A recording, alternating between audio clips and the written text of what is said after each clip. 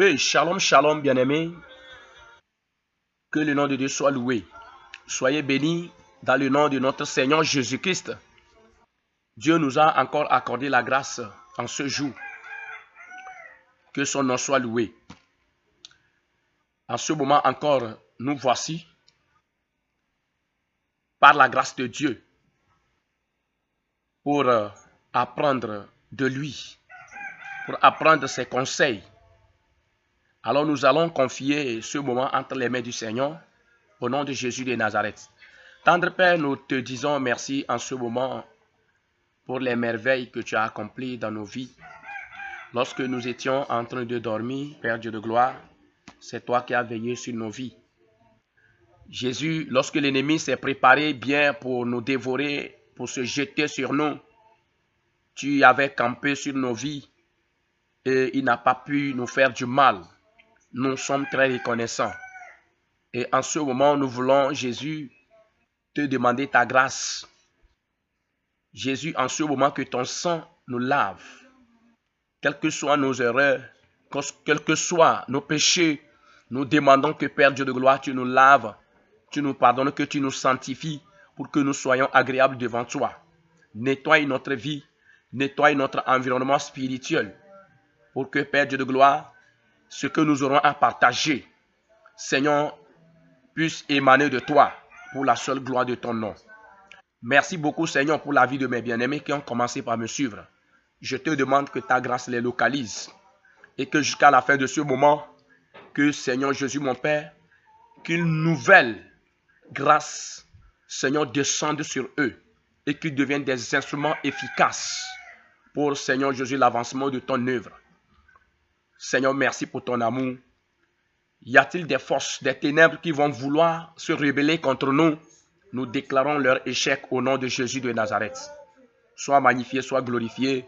Dans le nom de Jésus de Nazareth, nous avons prié. Amen. Oui, bien-aimés, dans le Seigneur, soyez encore une fois bénis. En ce jour encore, nous allons continuer avec notre enseignement sur le combat spirituel. Hier, nous avons parlé de l'autre attitude à adopter qui est la parole de Dieu. La méditation et l'application de la parole de Dieu. Et en ce jour, nous allons continuer avec un autre point très important. Et avant de toucher ce point, nous allons lire la parole de Dieu dans Matthieu 10, le verset 1. La Bible dit dans Matthieu 10, le verset 1. Puis, ayant appelé ses 12 disciples, il leur donna le pouvoir de chasser les esprits impurs et de guérir toute maladie et toute infirmité. Nous relisons. Puis, ayant appelé ses 12 disciples, il leur donna le pouvoir de chasser les esprits impurs et de guérir toute maladie et toute infirmité. Nous allons lire aussi dans Acte 1, le verset 8. Acte 1, le verset 8. Là, nous lisons, la Bible dit: mais vous recevrez une puissance, le Saint-Esprit survenant sur vous, et vous serez mes témoins à Jérusalem, dans toute la Judée, dans la Samarie et jusqu'aux extrémités de la terre. Mais vous recevrez une puissance, le Saint-Esprit survenant sur vous, et vous serez mes témoins à Jérusalem, dans toute la Judée, dans la Samarie et jusqu'aux extrémités de la terre. Alléluia. Que le nom de Dieu soit loué pour sa parole. Dieu est tellement vivant. Il est tellement vivant. Alors, bien-aimés, sur ces versets, en ce jour, nous allons encore discuter sur une attitude à adopter pour un combat spirituel efficace. Pour être efficace dans le combat spirituel, il y a encore une attitude à adopter. Si nous prenons la parole de Dieu, ce que nous venons de lire dans Acte 1, le verset 8, là, la Bible dit que vous recevrez une puissance. Le Saint-Esprit survenant sur vous. Alléluia. Alors pour dire l'autre attitude à adopter pour un combat spirituel efficace, pour être efficace dans le combat spirituel, est la possession de la puissance de Dieu, de la puissance d'en haut, de l'onction du Saint-Esprit.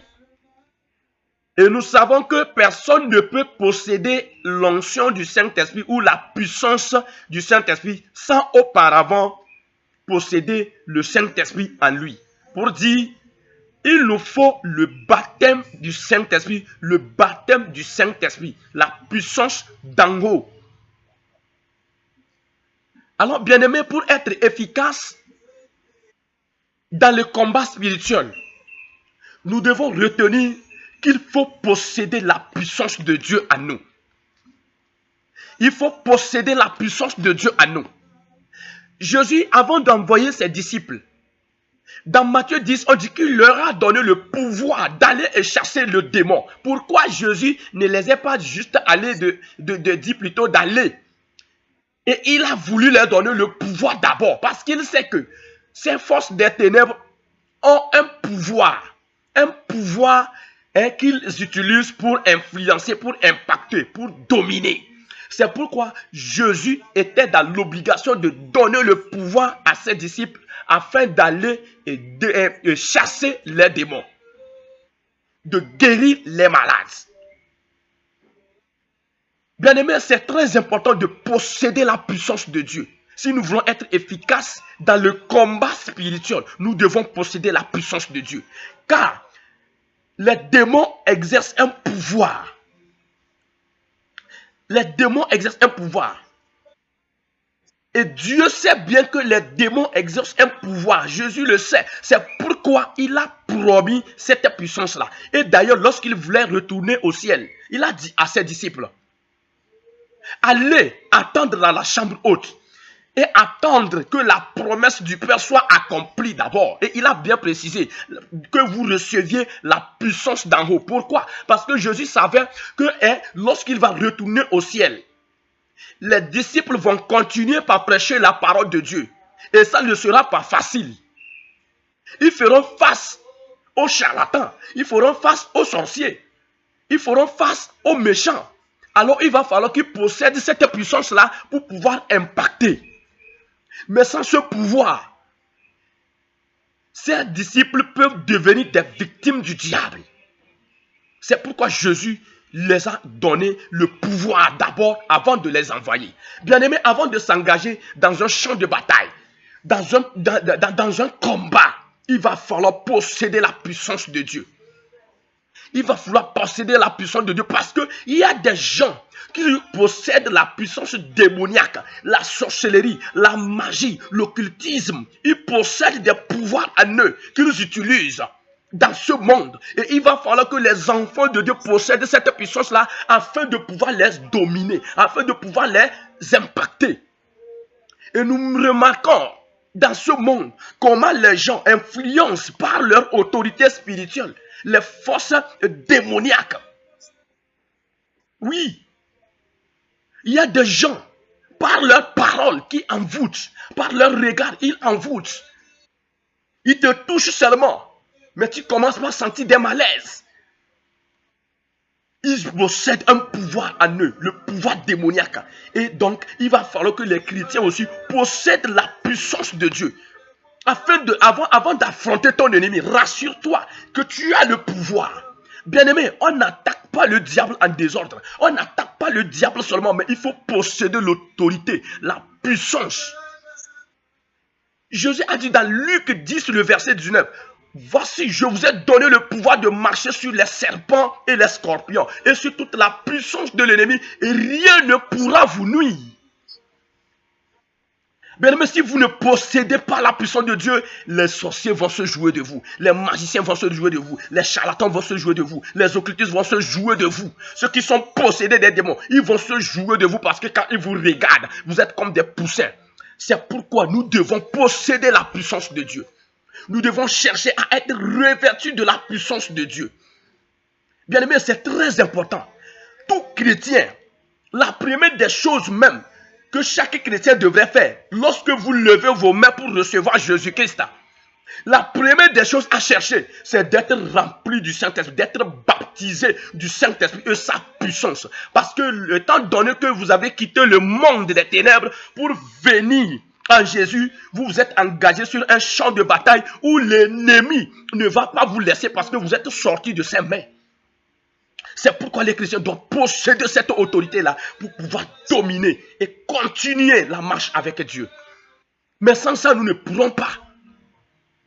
Alors, tous ceux-là qui sont en train de négliger la puissance de Dieu, vous êtes en train de vous faire du mal et vous êtes en train de vous faire se moquer par les ennemis.